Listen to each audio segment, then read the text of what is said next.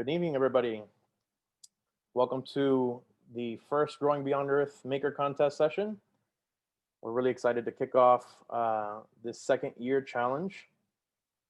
We'll give a couple of minutes for people to log in and we'll get started.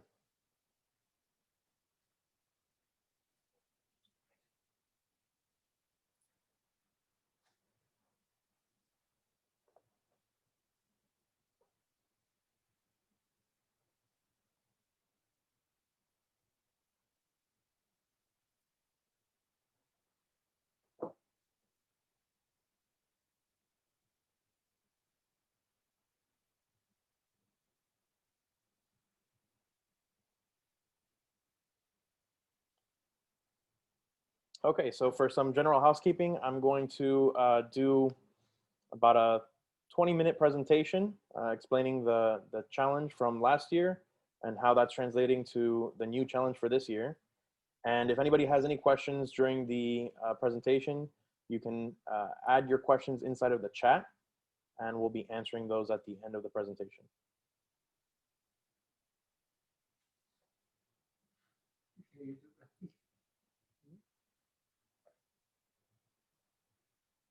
All right, so the Growing Beyond Earth Challenge is a collaborative effort between a lot of different organizations to make it happen. The lead on the project is Fairchild Tropical Botanic Garden. Unfortunately, they weren't able to join today to present their portion, but we're filling in for them. Fairchild is a botanic garden here in Miami, Florida. And over the last 5 years, they've done work for NASA in identifying different seeds for growing plants in the International Space Station. And so that's where the beginning of the Growing Beyond Earth program really began. They brought us on board, Moonlighter Fab Lab, the local makerspace here in Miami, to help them take that a step further and now develop actual new technologies for growing plants in space. And so the first idea that we spawned together was creating these national challenges to crowdsource these ideas to all the makers out there just like you. And very quickly we needed to bring other people on board to make this happen. So this is this project is founded by NASA, both the seed species and the maker challenges, as well as the building of a makerspace at the garden, the Institute of Museum and Library Services, and Nation of Makers has been a great partner as well. We actually did the kickoff of the first year challenge at last year's Nation of Makers, and we had the presenters of the first year challenge at the virtual Nation of Makers conference this year. And the winners of the second year challenge, if it's in person, we'll have them fly out to Nation of Makers wherever it is for the next year. And if not, they'll present virtually just like they did this year. And the actual challenge is hosted on Instructables. And there's partnerships with Adafruits for the prizes.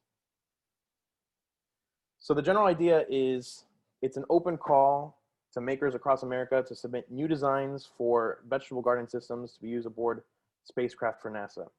It's the first step for long-range space travel, right? We need to bring our food with us, and so we're calling on all of you to help us make that happen.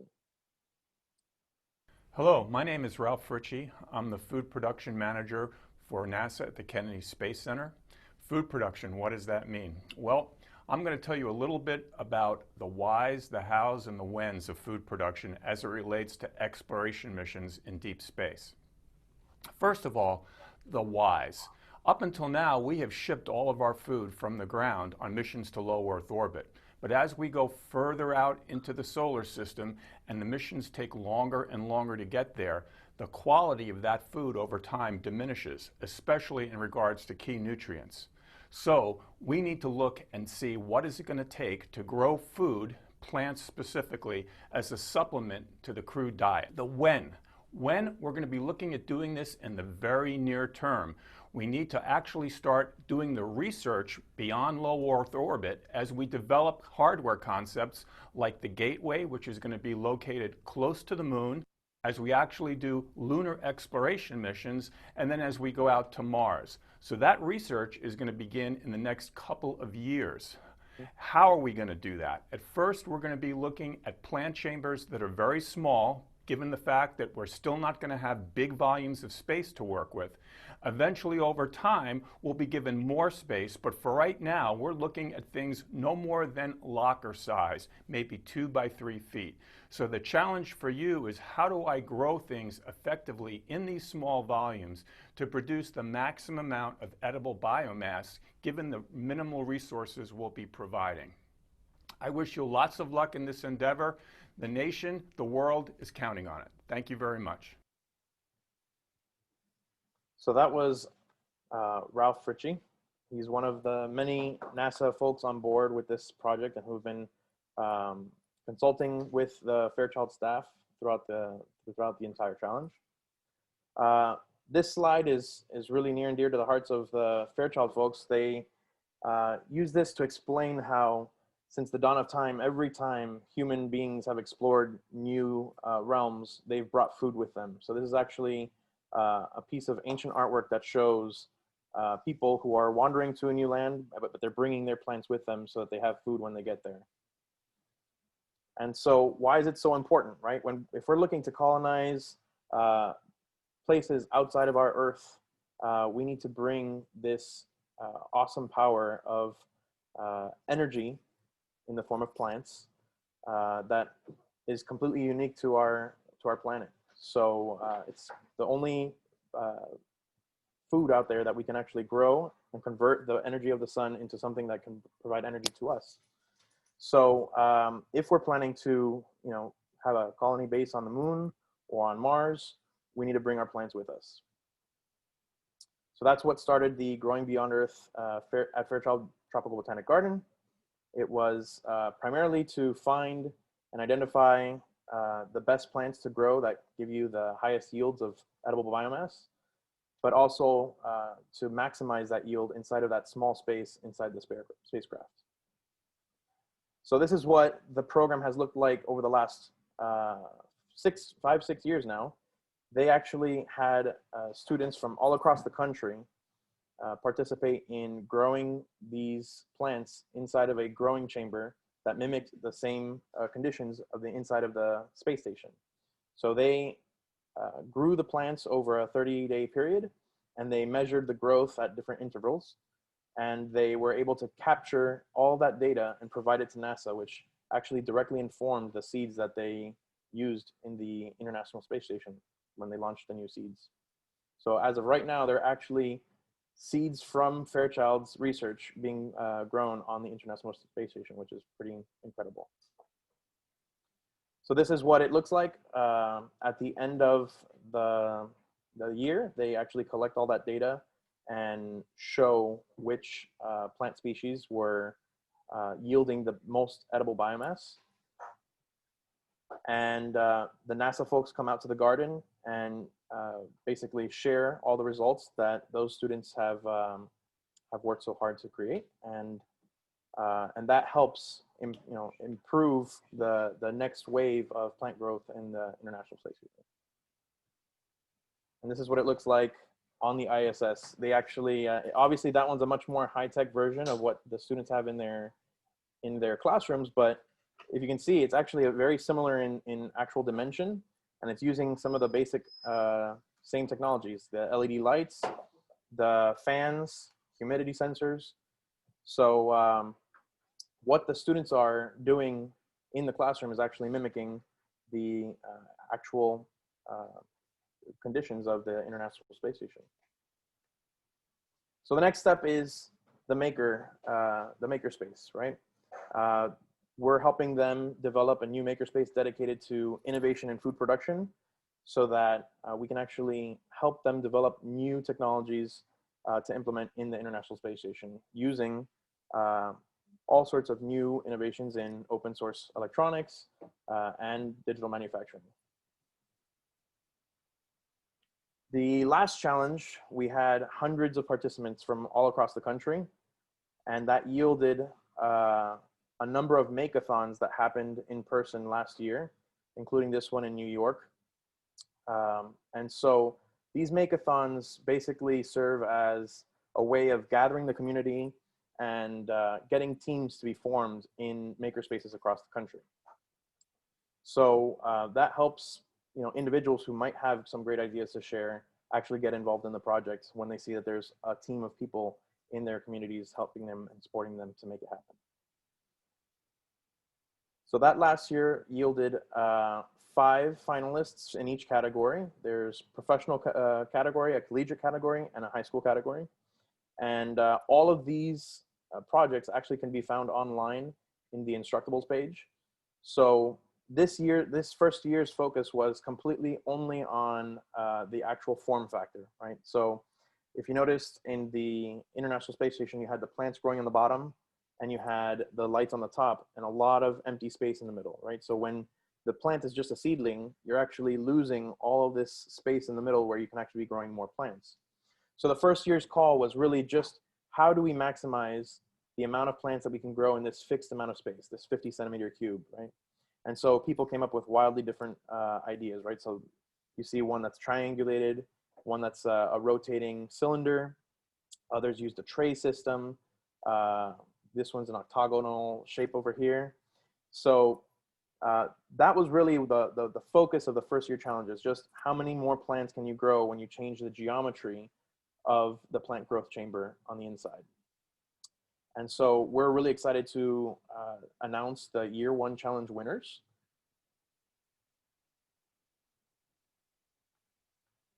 Oh, a little technical difficulty.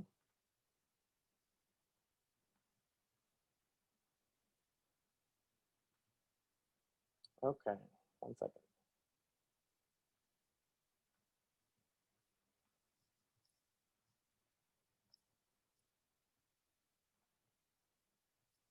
Okay, so the first one from the high school category is Gaia, from the STEAM Club at Paul Trinity. And let me see. In the collegiate category, we had GrowTech, the GrowTech Seed Shuttle, which used a radial array of plants inside of the 50 centimeter volume. And in the professional category, Daniel Rhodes, who came up with a version of a tray system where seedlings would start in the bottom tray where there's the least amount of space to grow. As they fill up that chamber, they're moved to the second tray, and a new seedling bay can be loaded onto the first, and so on and so forth, basically allowing you to constantly rotate out new plants, which was a very effective way of using that 50 centimeter space. So let me go back into the full page here.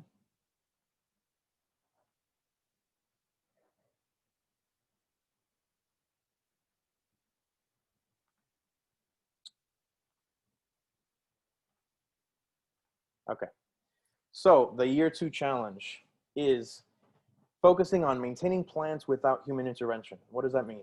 Right now, what we're looking for is an effective use of programmable circuits and sensors to monitor and autonomously support plant growth.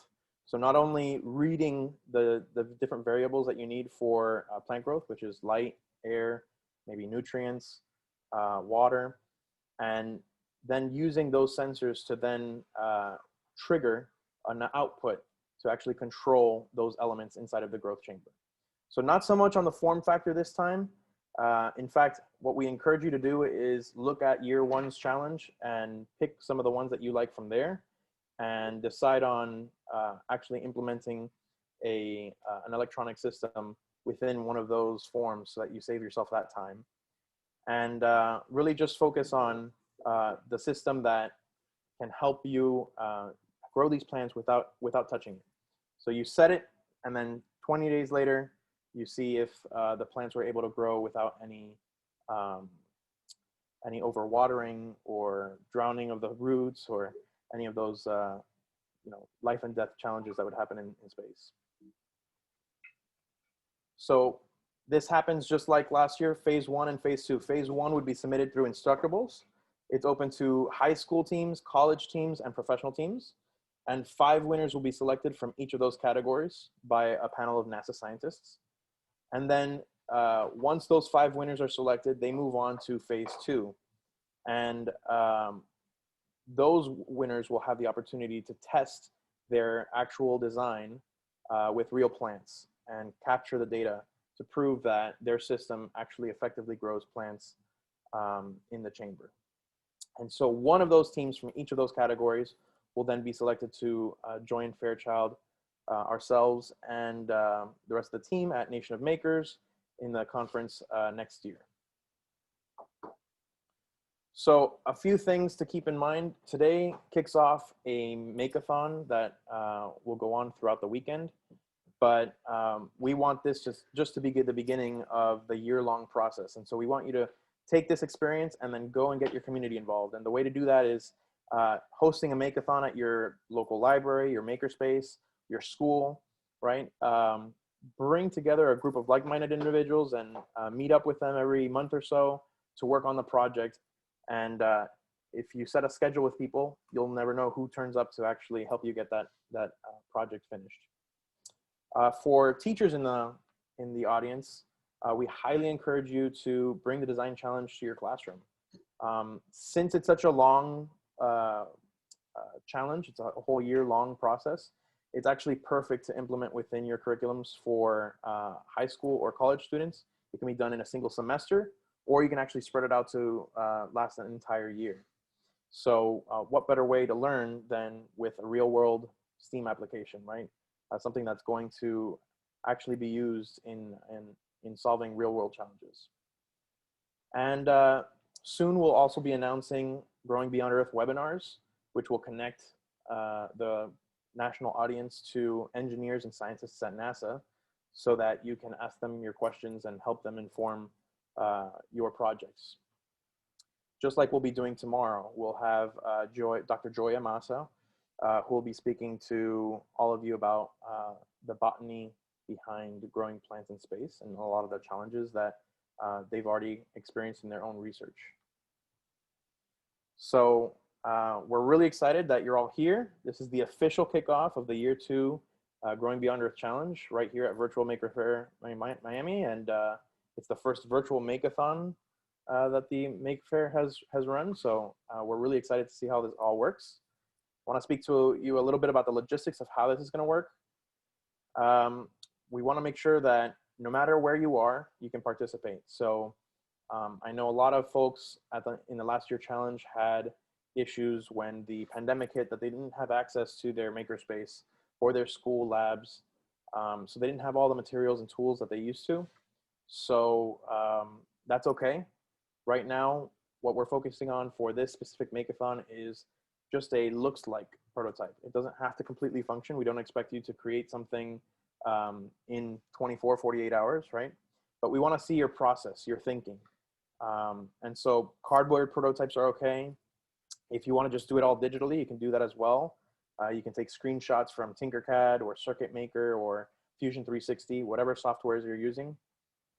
So just make sure you have what you need in your space during the build sessions that we have scheduled throughout the weekend, so that when people log on, they can see you actually building live. I think that's part of the magic of what we wanted to reveal, is that any participant can actually log in and see how it works when someone is creating something from scratch, ideating, going through different challenges, throwing out something and starting new, right? So we want people to be able to see that whole process. So don't be afraid to keep the camera on or keep your screen shared so that people can see all that goes into the process of building a prototype.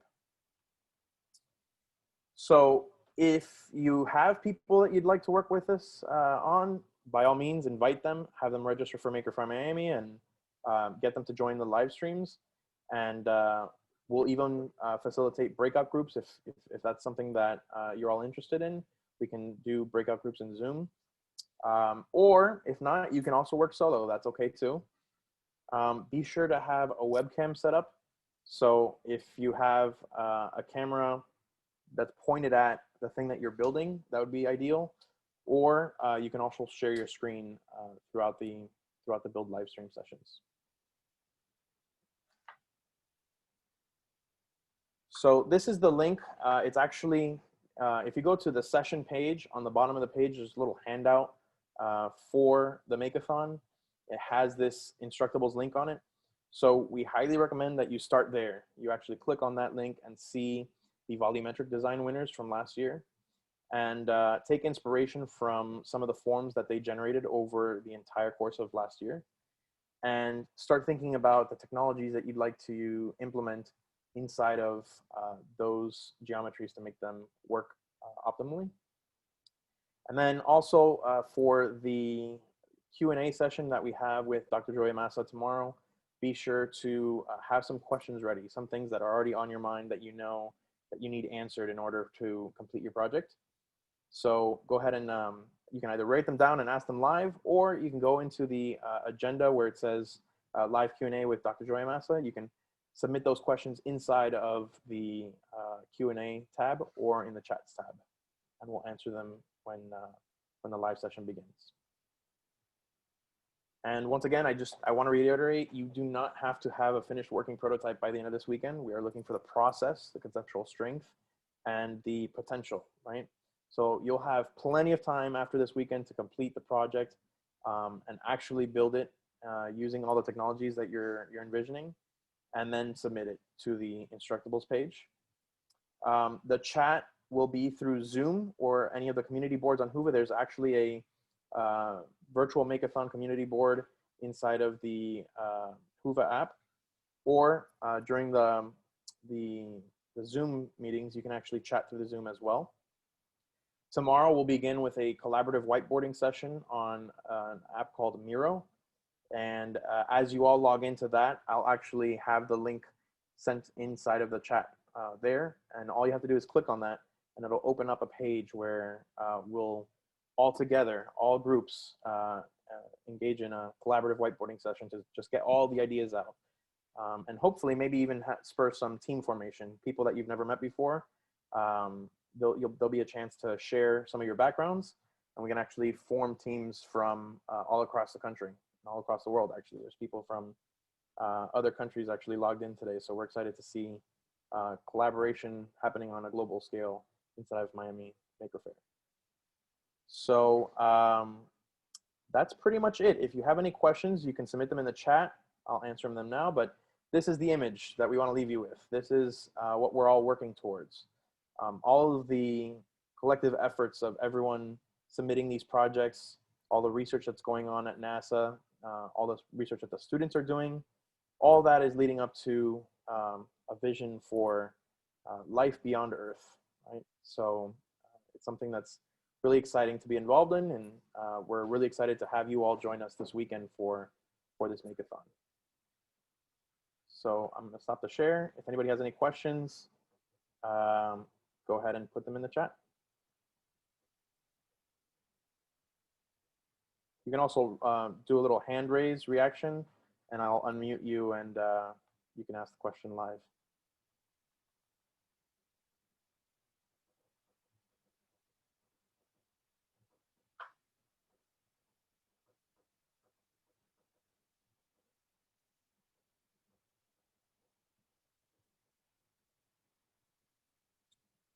I'd also like to note, basically the live stream video, that same link that's inside of all of those agenda tabs, it's the same one. So if you want to leave the camera going the entire weekend throughout while you're building, you can.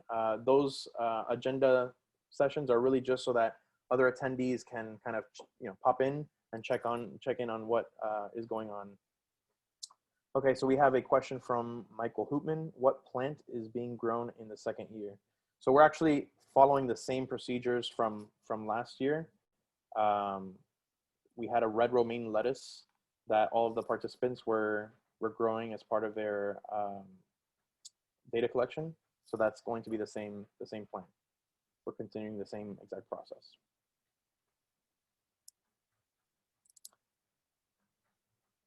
And if you have specific questions on what are the optimal conditions for growing that, that's a great incentive for you to log in tomorrow for Dr. Joya's session and ask her all those questions. She's the expert on that.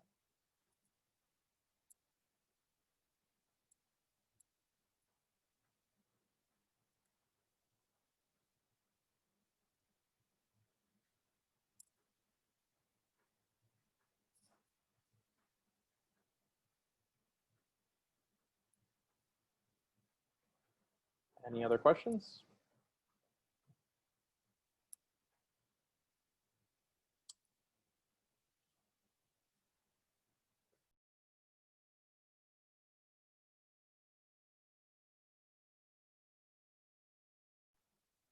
Oh, a question about our makerspace. Our makerspace is doing okay. We're not open to the public with everything that's going on. We want to ensure the safety of all of our members. So people have been working remotely, and then if they need to pick something up, we do that in a contactless fashion.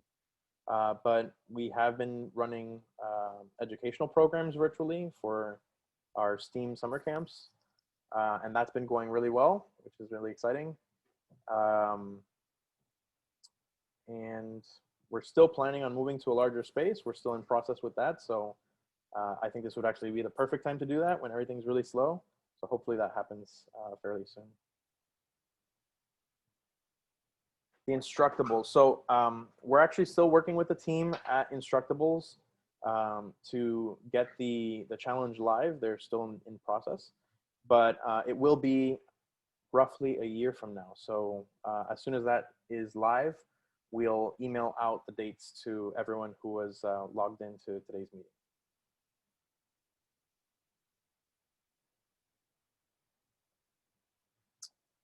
Andy, a commentary on bringing kids into the event. So yeah, we actually, for NomCon, we actually had some of the kids present their projects, which was really, really exciting. And we may actually reach out to them to see if we can have them present throughout the weekend. That would be a nice thing. But actually, if you want to see their the presentations, the videos are live. If you go to the Instructables page, they actually have video submissions that they did, which really explains their projects in detail.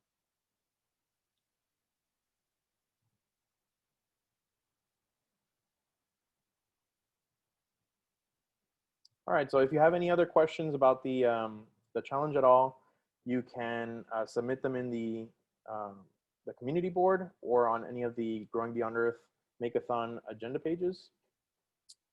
And we'll get those answered by the team of experts from all around that are involved in the project. So if we don't know the answer, we'll get somebody who can answer your question. Just have them submitted there. So tomorrow's whiteboarding session starts pretty much right when the Maker Faire kicks off again. So those of you who are interested, if you don't have a team and want a team, don't worry about it. All you have to do is log in, and we'll actually take some time to do some matchmaking and team building, and then we'll jump into the whiteboarding session to ideate as much as possible before we get started. All right. Thank you again for taking the time and joining us this weekend. We're really excited to have you all work on this, and we want to see all the crazy ideas that come out of this Make-A-Thon at the end of this weekend.